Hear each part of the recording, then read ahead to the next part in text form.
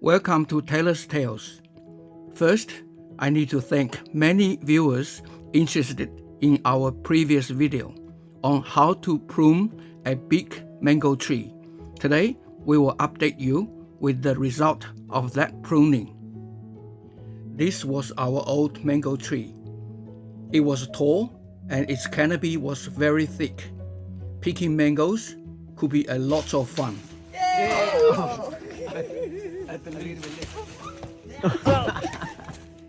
Last year, we decided to prune the mango tree to shorten the top, open up the canopy to increase the sunlight and airflow to help to prevent the diseases.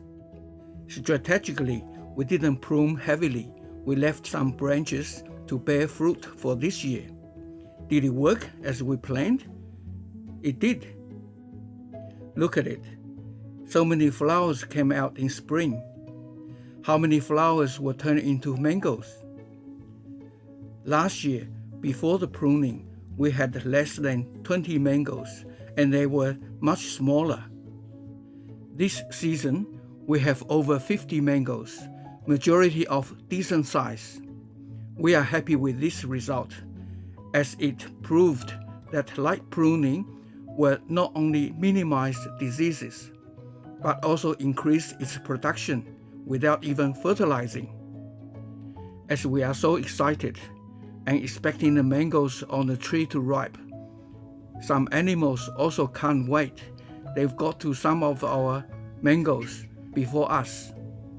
In Australia, we have many fruit bats, possums, rats, and even some birds. They can look very cute, and many of us love them, but they can destroy your fruit as well. I had the opportunity to talk to some local professional fruit farmers.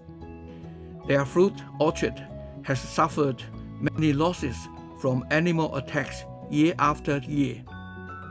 We can understand that one of the reasons the fruit prices go up in the market is to cover the cost of finding new ways to prevent the losses caused by the animals.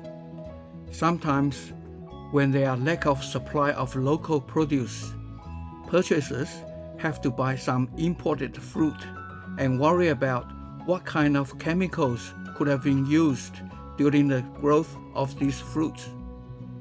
We all love animals, but may we also spare some love to the people who spend much time, money, and labor on growing fruits, as well as for people who spend extra money to purchase fruit in the market, and people who have to consume foreign fruits which might contain some unknown chemical residues.